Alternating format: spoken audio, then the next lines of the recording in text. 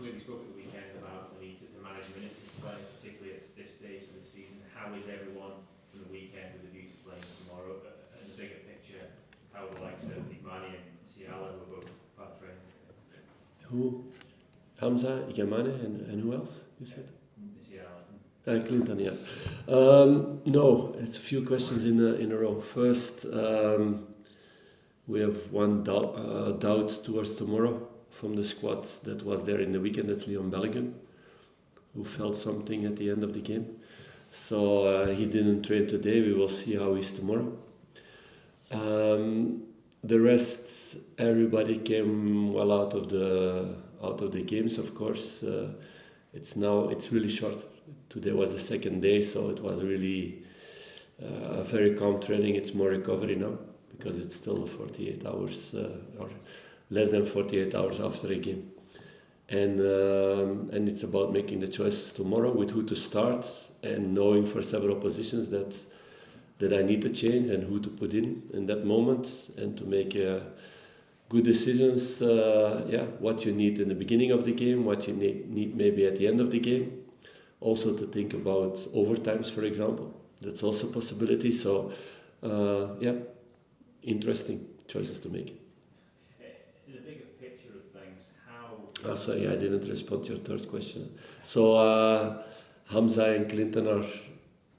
Clinton is training everything, and Hamza is doing parts of the training now with the group. So step by step, he's going to the physical level that we need in the training and then later on in the games. But he's showing a lot of interesting things with the ball. What we saw also in the images that we saw from him in the games in Morocco.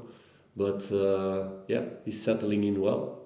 Also with the language, he's starting to learn his first English words, and he's feeling really happy and grateful to be here, and he's very determined to become a good player here. Had a lot of discussions this summer about budgets and projects here and long-term planning. How important is Champions League participation in making those things happen on schedule? Yeah, it's not on schedule. I think it can faster things, make things faster. So it's not budgeted to go to the Champions League, and that's the best way, because some teams have done it in the past, and they had really big financial problems out of that. So we cannot do that, clearly. So of course, if you can go to the Champions League, it will give another budget. Only thing is that it will be the last hours of the transfer market at that moment. But it would be an important thing, maybe for now something, but for sure for the future windows for the club. So we do everything to succeed, but we know also, you look at all the group of teams playing for that, there are a lot of teams in there with a bigger budget than ours. That's the reality. But we're going to go really hard to qualify in that way. But let's first focus on the Kyiv game first, because we need to win that one first. In terms of the game tomorrow night, that great last-minute goal you scored, getting the draw last week, do you feel you've got command of the tie? Do you feel that it's in your hands now, that late goal? I don't think you have command of the tie. I think it's two teams really at the same level, where they have the advantage of playing longer together, but the team did really well. Our team did really well in Kyiv tactically, and it's not easy with new players, with the players coming back out of injury, with all the squad to be that good in that game. I was really pleased about that, and scoring the last minutes. It was a deserved goal, so at the end we had more shots on target than them in the game, and of course you want this goal faster, but there's also a really good goalkeeper on the other side who had a lot of international games also with Ukraine, so with a lot of experience, so he had a few really good saves. I think the header of Cyril in the second half was a very good header, far post, and it was a really top quality save also.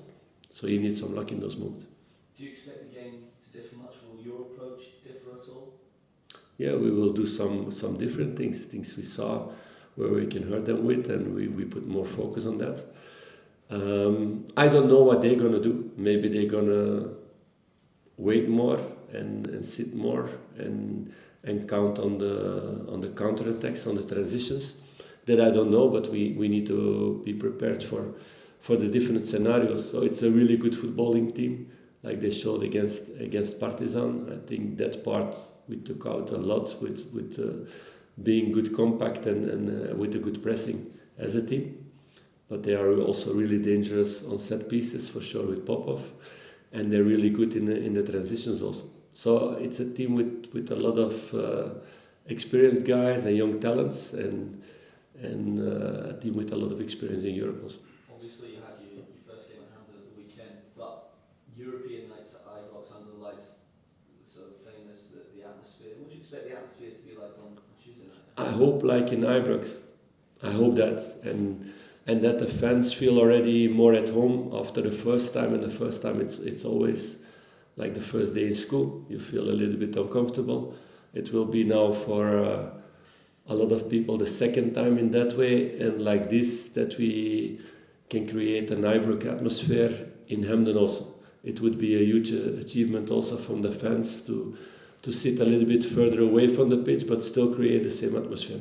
So I hope they can get there, and we're gonna give everything on the pitch that they are enthusiastic about things. That's our role to do also, of course. It's not a one-way street. Spoke about possibly getting through the Champions League for me, but what difference does it make to your transfer budget even getting through to the next round? Not super much, I think. So I don't think it will be a big difference, but I said it last time also, I'm not the accountant here in the club. I'm not the one looking, okay, we spent 200,000 there, and we get 100,000 there.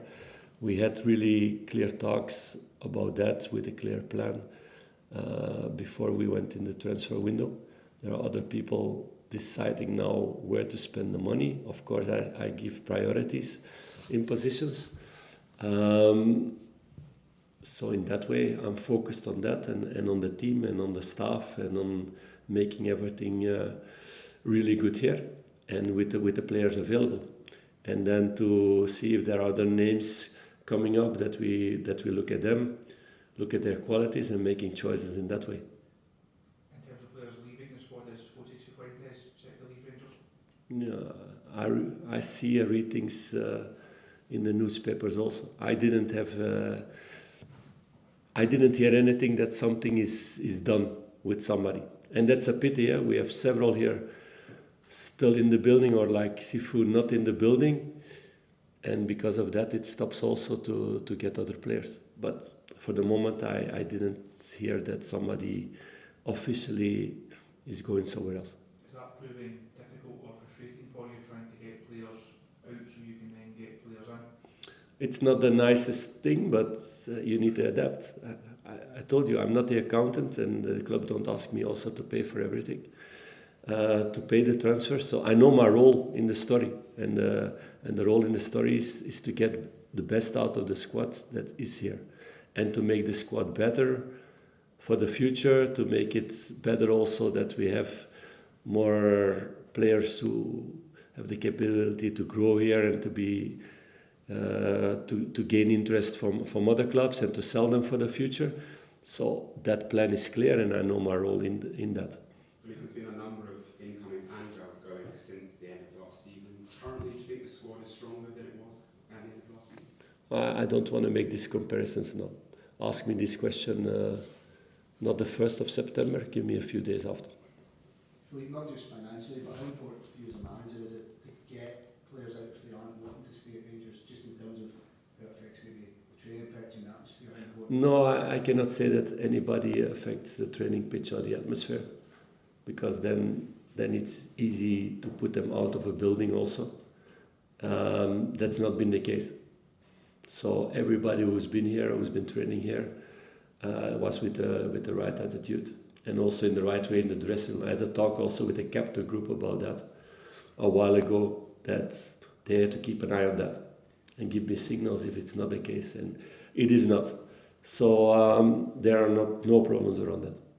Philip, we spoke to Jack before your media conference and we were asking him about the interest in him in the last transfer window, and he's told us that he's had discussions with the hierarchy. Both he and the hierarchy are on the same page in terms of his future being here. How reassuring is that for you to hear that? No, it's important, and it shows also that we're on a good way, because people with that quality and they feel like this story is not going the right way, they step out of the story and they will have several other opportunities. So Jack feels what's going on inside the building, what's going on inside the squad, how things are evolving here in every sense, things that fans cannot see because they only see the game and the result at the end, and you guys also. So it's a really big signal, I think, that somebody after his season, somebody with his quality is saying that. I think it's a really symbolical thing. Is Liam Kelly pushing him then after his arrival? Have you seen an uplift in Jack's performances with a new goalkeeper in the mix as well as Liam Kelly? It's not like I've seen suddenly now that Jack is 2 times better than he was last season. Would have been difficult, because then it would be really difficult to keep him. And we would not have conceded 1 goal, not even the difficult own goals there, for example. No, it doesn't work that way. But Liam is already really important in the squad. He's very attentive in all the meetings. He's talking a lot with the players. He's helping the young guys with tactical things. So he's really, really involved in the story, and he's really somebody with a Rangers heart, and that you see. Phil, in the first half, Jerry showed really positive signs in Saturday. Is that the standard? Is that the quality of player you really want to bring to the club, more of this level? Yeah, of course, but that's logical. You have ideas in your head how you want to play football, and he's the kind of player, the creative one, who can make the difference, and we need to raise our quality there. We spoke a lot about efficiency last season, and we're working hard on that. And players are making really good steps in that. To give one example, 6 months ago, if Ross played on the right side, he never came to a shot with his left foot. He never did that. He never did it the years before. But we've been working on that last couple of months a lot. He's been working on that. He's really conscious about it. He's very motivated about that. And that's why he get a good shot also in Kiev against the post, because it's getting more and more natural. But this is a process that takes time. And we are with all the players, with everybody doing different things around that next to the collective trainings. Of course, Václav is somebody who's experienced and who went to this trajectory already in the past to become a better player. And so I hope to get a few more like that in, and it makes life of everybody easier. Yeah. Philippe, it's understandable that finances were mentioned in the group stages, but as you said yourself, in modern accounting, it's the same for players. Is it as much about prestige rather than pound notes for this football club to win the Champions League group stages? Yeah, but of course, and it's in the first place as a player, as a manager, it's about competing against the best. That's why I always like to be in the Champions League when it was as a player or as a manager after. It's the nicest place to be. It's also the most challenging place for your players also, because they can compete against the best and all the spotlights of the world are on them. So yeah, of course, that's the main thing. As a club, of course, you need to look at both, and you need to look at the exposure and the tradition and to want to be there. But the finance are really important in football, and I think this club knows this really well after what happened 12 years ago.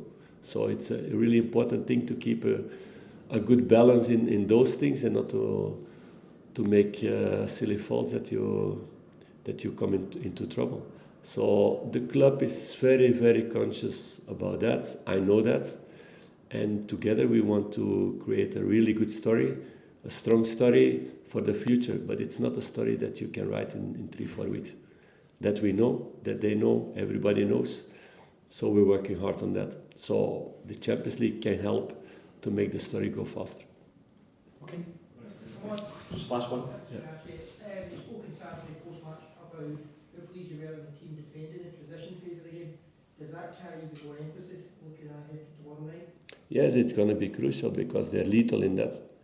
They're lethal in that. They're really fast, very good technical players. Fanat also is a striker who finds depth fast, but you have also infiltrations of the midfielders, the wingers, even the fullbacks. So yes, it's a team you need to be on your toes all the time. You need to be switched on all the time. Otherwise you get into trouble. But yeah, those are the top games, and the players need to be ready for that and to be switched on for these evenings. And I hope the fans help in that way also to push us through the difficult moments. Thanks, guys.